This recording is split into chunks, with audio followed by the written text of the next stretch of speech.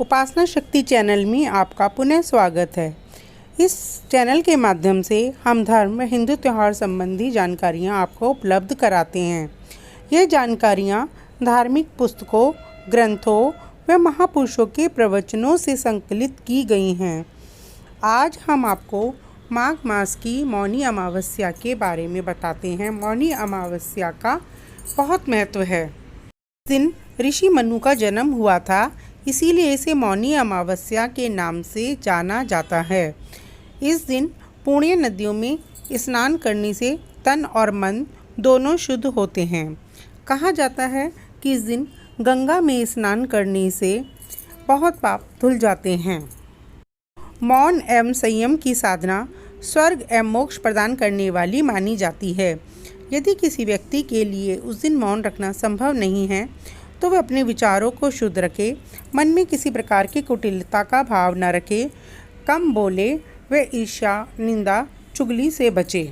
अनुसार इस दिन सभी पवित्र नदियों और पतित पावनी माँ गंगा का जल अमृत के समान हो जाता है। इस दिन गंगा स्नान करने से अश्वमेध यज्ञ करने के समान ही फल मिलता है। इस साल मौनी अमावस्या 9 फरवरी को है। दिन शुक्रवार का है। मौनी अमावस्या को पितरों के निमित्त दान, तर्पण और पिंडदान किया जाता है। इस दिन ज़रूरतमंदों को कंबल, भोजन आदि दान किया जाता है, जिससे पितृ प्रसन्न होकर मनुष्य को आशीर्वाद देते हैं। और शाम को अपने घर के मुख्य द्वार के दोनों तरफ दीप जलाए जाते हैं। अमावस्या को प्रातःकाल नहा धोकर पीपल वृक्ष पर जल, दूध, काले तिल, गुड़ मिश्रित पेय चढ़ाएं। वह पीपल के वृक्ष की 108 बार परिक्रमा करें। परिक्रमा करते वक्त ओम नमो भगवते वासुदेवाय का यथासंभव जाप करें। वह धूप दीप जलाएं व प्रार्थना करें। घर के मंदिर में भगवान श्री हरि की पूजा करें, उन्हें नैवेद्य चढ़ाएं, धूप दीप करें और अमावस्या की कथा कहें, जो इस प्रकार है। पुराणों के अनुसार कांचीपुरी नगरी में एक ब्राह्मण रहता था। उसका नाम देवस्वामी था और उसकी पत्नी का नाम धनवती था। उसके 7 पुत्र थे तथा एक पुत्री थी। पुत्री का नाम गुणवती था। ब्राह्मण के 7 पुत्रों का विवाह हो चुका था, इसलिए उसने बेटी के लिए वर खोजने के लिए अपने बड़े पुत्र को देश में भेजा। उसी दौरान उसने किसी पंडित को अपनी पुत्री की कुंडली दिखाई, तो उस पंडित ने बताया कि 7 फेरे होते होते यह कन्या विधवा हो जाएगी। तब उस ब्राह्मण ने उस पंडित से पूछा, तो इस दोष का निवारण कैसे होगा? पंडित ने कहा कि सोमाधोबन का पूजन करने से इसका वैधव्य दोष दूर हो जाएगा। और फिर उसने बताया कि सोमा एक धोबन है, वह सिंहलदीप में रहती है। उसको जैसे तैसे प्रसन्न करो और गुणवती के विवाह से पूर्व उसे यहाँ बुला लो। तब देवस्वामी का सबसे छोटा बेटा बहन को अपने साथ लेकर सिंहलदीप जाने के लिए सागर तट पर चला गया, किंतु वहाँ जाकर उनके सामने समस्या थी कि वो इस सागर को कैसे पार करेंगे। उस पेड़ पर एक घोंसला था जिसमें गिद्ध का परिवार रहता था। उस समय घोंसले में सिर्फ गीद के बच्चे थे। ये बच्चे भाई बहन के क्रियाकलापों को देख रहे थे। सायंकाल के समय उन बच्चों की माई तो उन्होंने भोजन नहीं किया था। वह अपनी माँ से बोले कि इस पेड़ के नीचे 2 प्राणी सुबह से भूखे प्यासे बैठे हैं। जब तक वे कुछ नहीं खा लेते, हम कुछ नहीं खा पाएंगे। तब दया और ममता के वशीभूत गिद्ध माता उनके पास आई और बोली, मैंने आपकी इच्छाओं को जान लिया है। इस वन में आपके लिए फल, फूल, कंदमूल जो भी मिलेगा मैं अभी ले आती हूँ। आप भोजन कर लीजिए। मैं प्रातःकाल आपको सागर पार करा दूँगी और आप सिंहलदीप सोमाधोबन के पास पहुँच जाएंगे।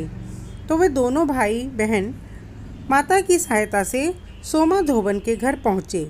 वे नित्य प्रातः उठकर सोमा के घर पे झाड़ पोंछ देते थे। एक दिन सोमा ने अपनी बहुओं से पूछा कि हमारे घर को कौन साफ करता है, कौन लीपता पोतता है। सब बहुओं ने कहा, हमारे सिवाय कौन इस काम को करेगा। किंतु सोमा को उनकी बातों पर विश्वास न हुआ।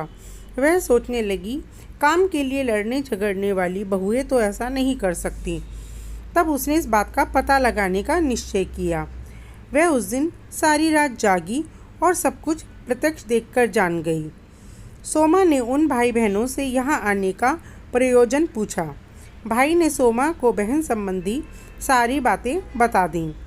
सोमा उनकी श्रम साधना और सेवा से प्रसन्न हो गई। तब उसने कहा कि मैं उचित समय पर उनके घर पहुंचकर उस कन्या के वैधव्य दोष का निवारण कर दूंगी।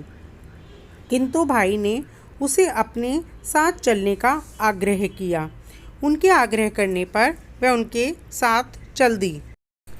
चलते समय सोमा ने अपनी बहुओं से कहा कि अगर मेरी अनुपस्थिति में यहाँ किसी की मृत्यु हो जाए तो उसके शरीर को नष्ट मत करना, उसका दाह संस्कार मत करना, मेरा इंतजार करना। फिर सोमा बहन भाई के साथ कांचीपुरी पहुँच गई। दूसरे ही दिन गुणवती के विवाह का कार्यक्रम तय हो गया। सप्तपदी होते ही उसका पति मर गया। सोमा ने तुरंत अपने संचित पुण्यों का फल गुणवती को प्रदान कर दिया, जिससे उसका पति जीवित हो उठा। सोमा उन्हें आशीर्वाद देकर अपने घर चली आई। उधर गुणवती को सोमा के गुणफल देने से सोमा के पुत्र चमाता तथा पति की मृत्यु हो गई। सोमा ने अपने पुण्य फल को संचित करने के लिए मार्ग में पीपल वृक्ष की छाया में विष्णु जी का पूजन किया और पीपल के वृक्ष की 108 परिक्रमाएं की।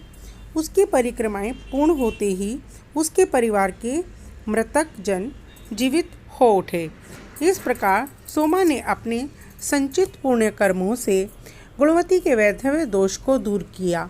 वह उन पीपल वृक्ष की पूजा करके अपने गुण कर्मों को फिर से संचित करके अपने परिवार को भी कल्याण कर दिया। इस प्रकार मौनी अमावस्या की यह कथा पूर्ण हुई। अगर आपको मेरी ये जानकारी अच्छी लगी है तो कृपया मेरे चैनल को लाइक, शेयर एंड सब्सक्राइब करना न भूलें। धन्यवाद।